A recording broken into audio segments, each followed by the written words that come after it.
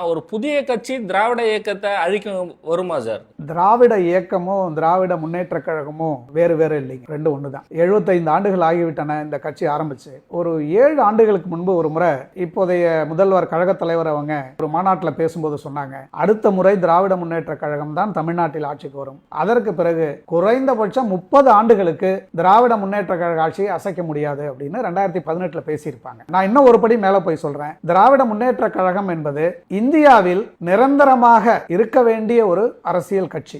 ஏனென்றால் திராவிட முன்னேற்ற கழகம் கை கொண்டிருக்கின்ற கருத்துகள் தமிழ்நாட்டுக்கு மட்டுமான கருத்துக்கள் இல்லைங்க. இன்னைக்கு இந்திய அளவுல மக்களுக்கு தேவையான ஒரு அரசியல் கட்சி. அந்த கருத்துக்களை மக்களுக்கு கொண்டு செல்ல வேண்டியது, மக்களுக்கு தேவையானவற்றை ஒரு பொருளாதார சமூக வளர்ச்சியை உருவாக்கி கொடுக்க வேண்டிய தேவை எல்லாவற்றையும் உள்ளடக்கி இருக்கிற கட்சி திராவிட முன்னேற்ற கழகம். திராவிட முன்னேற்ற கழகத்தை யாராலும் எந்த காலத்திலும் அழிக்க முடியாது. இல்ல, அது மாதிரி ஒரு புதிய கட்சி வந்திருக்கு, அதை பத்தி உங்க கருத்து என்ன சார்?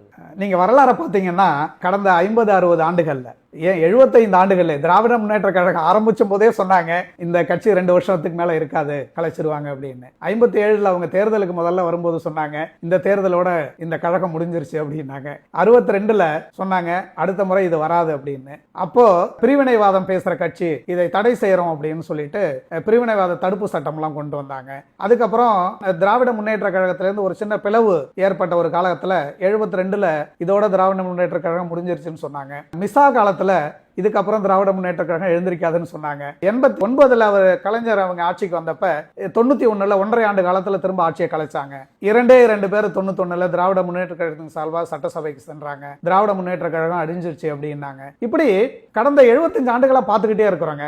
திராவிட முன்னேற்ற கழகம் வந்து பீனிக்ஸ் பறவை மாதிரிங்க, எப்பொழுது விழுந்தாலும் எழுந்துகிட்டே தான் இருக்கும். அதுக்கு காரணம் ஒண்ணு இருக்கு சொல்றேன். இது வந்து வெறும் அரசியல் கட்சி இல்லைங்க. திராவிட முன்னேற்ற கழகங்கிறது ஒரு மக்கள் சமுதாய பொருளாதார இயக்கம். இது நீங்க வந்து கட்சிகளை வந்து மாத்தலாம், ஆனா இயக்கத்தை மாத்த முடியாது. இன்னும் சொல்ல போனீங்கன்னா கடந்த 1957 தேர்தலில் உதயசூரியன் சின்னத்துல போட்டியிட ஆரம்பிச்சு இன்று வரைக்கும் தன்னுடைய சின்னத்தை மாற்றிக்கொள்ளாத, தன்னுடைய பெயரை மாற்றிக்கொள்ளாத ஒரே இந்திய கட்சி, அது தேசிய கட்சி ஆகட்டும் மாநில கட்சி ஆகட்டும், திராவிட முன்னேற்ற கழகம் தான். அதனால இந்த கழகம் இந்த இயக்கத்தெல்லாம் யாராலையுமே மாற்றவோ அழிக்கவோ முடியவே முடியாதுங்க. இப்ப விஜயன் ஒருத்தர் வந்திருக்காரு சார், அவருடைய அரசியல் குறித்து உங்களுடைய கருத்து என்ன சார்? அவங்க ஒரு முதல் தேர்தலை சந்திச்ச பிறகு அவங்கள பத்தி நம்ம கருத்துக்களை சொல்லலாமே. அவங்க அரசியல் கட்சியா சேர்ந்திருக்கிறாங்க. அப்ப குறைஞ்சபட்சம் ஒரு தேர்தலையாவது அவங்க போட்டியிட்டு அவங்களுக்கு மக்கள் ஆதரவு எப்படி இருக்குங்கிற உண்மையான தரவு தெரிஞ்ச அப்புறம் நம்ம பேசலாம். அவங்க கட்சிக்கு என்ன கொள்கைகள் இருக்கு அப்படிங்கிறதுமே எனக்கு இன்னும் முழுமையா புரிஞ்சுக்க முடியலைங்க. அதனால தேர்தலுக்கு பிறகு அவர்கள் மக்கள் ஆதரவு எப்படி இருக்குன்னு தெரிஞ்சுக்கிட்டு அதுக்கப்புறம் அதை பற்றி